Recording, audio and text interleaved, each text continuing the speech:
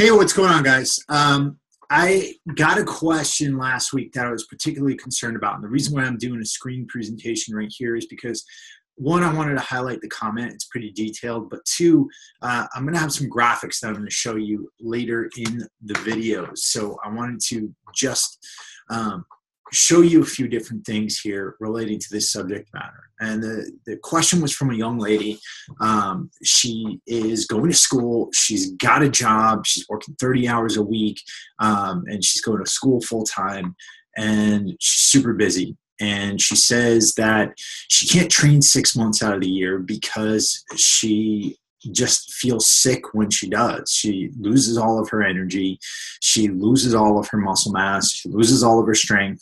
And her sex drive goes completely down to zero. And there's a lot of people in these types of situations. And I asked her for a little bit more detail about her life. So this is it. She said, yes, female, 28, following a paleo template diet, grass-fed meats, liver, fish, pastured eggs, plenty of cruciferous and non-cruciferous veggies, carbs mostly from root vegetables, i.e. beets, sweet potatoes, parsnips, and some fruit here and there. I try to get organic whenever possible, and I focus on plenty of healthy fats like yolks, avocados, nuts, fat from meat, etc. I'm doing a master's of science in neuropsychology while working 30 hours per week as an HR officer so that I can afford to pay for my studies, rent, etc. I love the course, but both the program and my work and hard work are cognitively demanding. Sorry, sometimes I can't read. I have seen my general practitioner on numerous occasions over the past 3 years, but my blood work keeps coming back fine, estrogen, testosterone, and thyroid. I suspect that whatever I have is subclinical. Whenever I do try to train, I train for strength, i.e. push-ups. Can't do one anymore at the moment. Deadlifts and squats mostly. I love the training, but I find that I feel exhausted despite cutting down on reps and sets. Can't sleep well, and if I were to continue this way, I would lose my period, as has happened previously on several occasions. Despite trying to train light and only 3 times per week, I am slim. But I have no muscle. I have to admit, I do feel stress, and I'm aware that's a factor, but who doesn't? 3 years ago, I did some nutritional self-experimentation that ended up very badly, went very low carb, but ate very chaotically. Not enough to support mineral loss, wrong foods, way too much salt, and way too much magnesium supplementation, and ended up in the emergency room with huge blood pressure and panic attacks. I developed an anxiety disorder purely from nutrition, or that's my best guess at least, because my doctors couldn't tell me what it was, as I have no psychological issues. This continued until about 2 years ago. Insomnia, panic attacks, no period, medication, and no life basically. I have recovered from all this. I am no longer on medication. I look after myself as best I can, but I am bewildered by the limitations my body has imposed on me. I see healthy, fit women like your partner, she's talking about Shauna, training hard and enjoying it all the time, and all I really want is the chance to work hard. My libido is non-existent and has been absent for the past 3 years, which has put great strains on my relationship. Thanks so much. I can't tell you how much I appreciate having your opinion. All right. So, guys, and this young lady, if she's watching or listening, there's a few things that could potentially be going on. First of all, I'm just going to stop the share for a second. I don't think your doctor went deep enough in your hormonal panel. And I have to start by saying this. One, I'm not a doctor. I don't have a medical license. I'm a trainer who's worked with thousands of different cases of different types of individuals. I've looked at different types of blood work. I've looked at different hormone panels and different hormonal profiles. And so I have a decent knowledge of what might be going on here. Okay. That being said, whatever I say here is not medical advice. It's just things that I would do if I were in your situation. And the first thing I would do is I would go back, I would get a more detailed hormonal panel, and I would look at not only my estrogen and my thyroid and my testosterone, things like that. I would look at my progesterone levels, right? And the reason is because of something called the pregnenolone steal. I'm going to show you a graphic of what happens when you are super stressed. Okay, I'm going to go over here. All right, so this graphic, I hope you guys can see it okay. Let's see, did I lose it? No. This is from a presentation from Ben Greenfield and his Superhuman Coaches course that I took. And this is something called the pregnenolone steal. Basically what happens, this is a flow chart. Your cholesterol becomes pregnenolone. Pregnenolone is known as the mother of all hormones, right? It basically creates testosterone, it creates estrogen, creates progesterone, and eventually creates cortisol. So all the hormones that help us to function sexually, pregnenolone is basically responsible for those.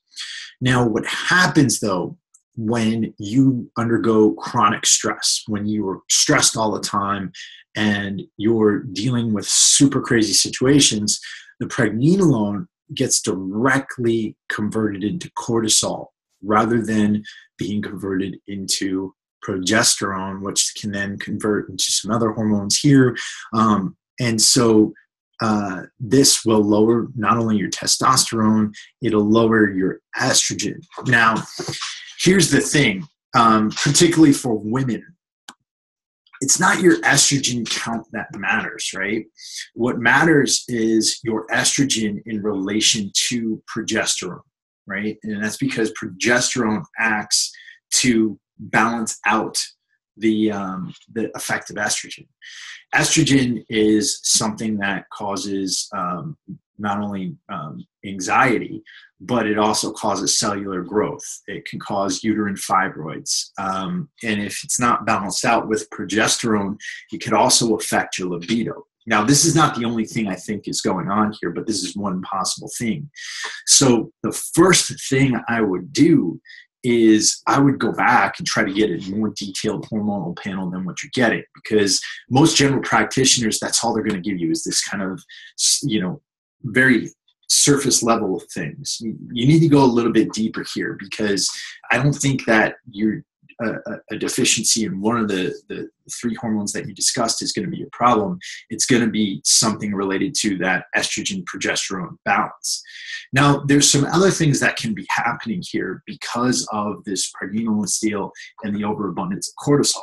And like I said, when you're under chronic stress and producing cortisol all the time, there's a bunch of things that can happen to your body. Now, we have cortisol for a reason. It's not an evil hormone or a bad hormone. There's nothing about our bodies that's evil. And cortisol, the reason why we have it is because it helps us to run away from things. It helps us to have a certain amount of fear, right? And fear at one time was really good. Having those stress levels was really good for us because, you're out, you're walking around, you confront a saber-toothed tiger, you release cortisol. Cortisol it causes your liver to release sugar into the blood, glucose into the blood, and that provides extra energy for you to get, away. And maybe it wasn't a saber-toothed tiger. I'm not sure about my evolutionary track history, but this is what cortisol does for us. But in today's world, we're constantly faced with cortisol. We're constantly faced with situations where we're undergoing stress. And so what happens is, one, you get cortisol all the time. You're going to feel that anxiety. You're going to feel that unease, that anxiousness, right? And this can cause a lot of issues, right? Namely, it could drive hormones like progesterone down and create, in order to create more cortisol, just as I described. But the other thing that happens is eventually your ability to produce cortisol starts to drop, right? And this is where we start to get into adrenal burnout, right? You can no longer produce cortisol anymore. So a few different things start to happen. One, your ability to stay hydrated, to get to retain water, starts to go away, right? And so this will account for different types of weight drop, right? Your energy completely depletes. Your libido completely goes away. You get things like headaches all the time. And eventually, if it gets really bad, some people could be bedridden because of this, right? So this is where it gets to the point where it's affecting your mind. It starts to affect your levels of depression. And I recently experienced this because I was on a drug called prednisone, and prednisone is corticosteroid, and it my doctors didn't taper me off of it slowly enough, and I was on it because of my ulcerative colitis. They didn't taper me off slowly enough, and so I literally had to rebuild my hypothalamic hypothalamic pituitary adrenal axis. Like I said, I'm not a doctor, so I have to kind of remember these things. So the thing is, you're going to have to take some time here to try to rebuild yourself. And there's some things you should know about your life and your lifestyle as a woman, but also you guys out here should listen to some of this stuff as well in order to preserve your hormonal health too. I did a video not too long ago about estrogen dominance and the importance of progesterone and the ways in which environmental factors can seriously invade our lives and can, invade our hormonal health and create estrogen dominance. So the first thing is I would look at every hygiene product you're using, and I would get rid of anything that has parabens, petrochemicals, etc. So I would try to opt for natural shampoos, opt for natural toothpastes, opt for natural soaps, makeup products, things like that. I would try to opt for natural versions of these. Again, because a lot of the commercial versions, they can have petrochemicals in them. And the thing about petrochemicals is that they can mimic estrogen in the body. And this can drive up estrogen factors higher than progesterone. And that will cause estrogen dominance, right? And like I said, it's not the total count of estrogen that matters. It's relation to progesterone. Two, I would really look at the types of meat that you are eating. Now, I know you already said you're eating grass-fed, organic, and things like that, but make sure that wherever you're sourcing from natural means. Make sure that you're getting all plastics out of your life. So don't touch plastic because those contain xenoestrogens that can throw off that hormonal balance there, okay? Now, on the lifestyle side of things, one of the things you really want to make sure of is that you're taking care of your sleep hygiene, taking care of your sleep. So you really want to, one, turn off the phone and stop using the computer and not watch TV for up to 2 hours before bedtime. Then when you go to sleep, you want to really make sure that you're in a very dark space. I would use blackout curtains or a blindfold, or I have something called a Mindfold. It's a mask. That's MINDFOLD. It's in the other room. I don't want to stop the video to get it, but it's got styrofoam on the inside of the mask so that you can open and close your eyes and it feels like you're in a dark room. So you want to sleep in complete darkness.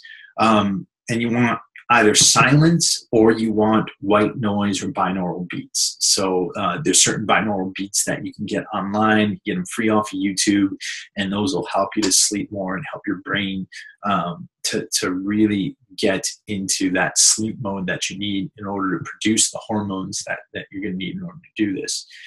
And then, you really want to look at the supplementation that you're using too, right? So aside from any hormone deficiencies, you really want to make sure that you're maximizing your vitamin D levels. Now, you don't necessarily have to supplement with vitamin D, especially if you haven't gotten been tested for a deficiency, but if you do and you find that you have a vitamin D deficiency, this is definitely something that can throw off your hormones. And I would go to 35 IU per pound of body weight in order to do this, right? In order to fix that deficiency. You also want to make sure that you're supplementing with vitamin K2, and that's because vitamin D can also cause calcification in our bloodstream, and that's actually a really bad thing for us. I would make sure that I'm getting early morning sun exposure. You get outside, you get in the light. Try to spend time outside in the sun. I know you're working a lot and you're out there as much as possible. You're in your office and behind a computer, but this could also be part of what's going on. You need to get out there in the sun. I would walk around barefoot outside as well. Just to try to make sure that you're exposing as much of your skin to the sun and the air as possible. And this can seriously have an effect on your circadian rhythm, and it can have an effect on your hormones and your vitamin D levels as well. I would start with the digestive tract when it comes to your nutrition level, your nutrition and what you're trying to do. So, I would really look into your probiotic bacteria that are in your gut. You might want to consult with a naturopath, see if you can get your gut microbiome checked. Because the gut is really the center of where these problems start, right? And this is where, your gut's connected to your entire central nervous system, and any inflammation that's in the gut is going to cause issues throughout the body. And it could definitely be the source of any hormonal imbalance that exists. So you really want to make sure that you're getting probiotics into your gut. You really want to make sure that you are, taking in fermented foods, kombucha, coconut kefir, kimchi, things like that. So take care of your gut. Make sure you're seeding your gut with good, healthy greens, eating lots of vegetables, which you already said you are. That'll provide a good environment for them. And then, as far as other types of supplementation I would look into, I would really look into Chinese adaptogenic herbs like ashwagandha, rhodiola. These are all things that can help with your hypothalamic pituitary adrenal axis. And the reason why they work so well is that they're adaptogenic. They take a role in the body for which they're needed. And ashwagandha has been demonstrated to help the HPAA axis, and it's also been demonstrated to have a more anabolic effect than creatine in a single study. So don't pay too much mind to that, but that's a single study where ashwagandha was compared with creatine, and it actually had more of an effect on building muscle mass. Make sure you're staying hydrated as much as possible. Make sure that you are getting good minerals in. I know you mentioned you said you had high blood pressure from salt and magnesium. It's actually a myth. Salt doesn't cause high blood pressure. I know a lot of you are going to be like, yes, it does. No, it doesn't. Salt, no way, shape, or form can cause high blood pressure. Too much salt, maybe, but usually high blood pressure comes from stress, and that's the root cause of the issue here, which is stress. Trying to think if there's anything else here. I would definitely look into taking GABA, GABA, before you go to bed. I take this stuff. It's called Dynatropin. Full disclosure, I also sell it, but Dynatropin is what they call a human growth hormone secretagogue, and GABA helps us to produce a lot of these hormones in our brain that actually are precursors to a lot of hormones we're talking about. So that's definitely another something that you can do. And that's about it. I know this is pretty common. Oh, other lifestyle practices I wanted to mention too.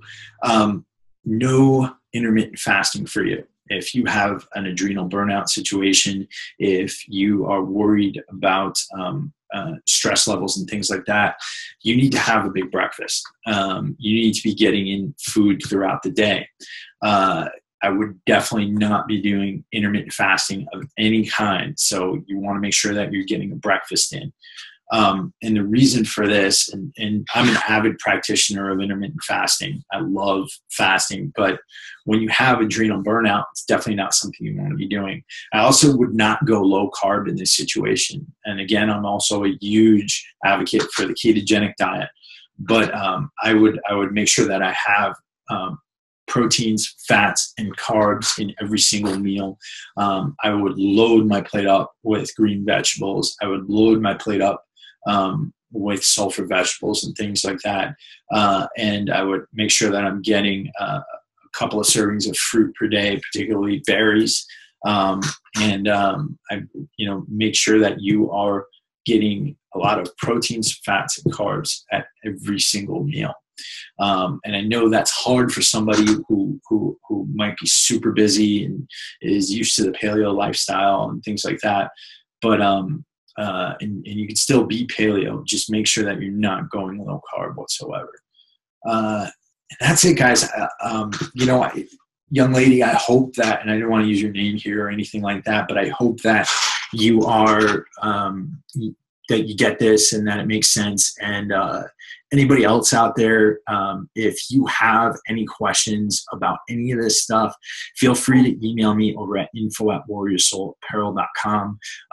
In our introductory course on Warrior Soul, it's www. I'll put a link below for it. But in our introductory course, we have a full module that teaches everybody about these hormonal situations and how to fix them. And this is one particular case that to fix a very dire problem. And it's a very long video. So for those of you who watched this entire thing, thank you. I will put a link in the description box below for those of you who want to check that course out. We're also combining that course with Keto Camp for a very low price now. And I'll put a link for that below. And that's it, guys. Hope this was helpful. And again, let me know if you got any questions at all.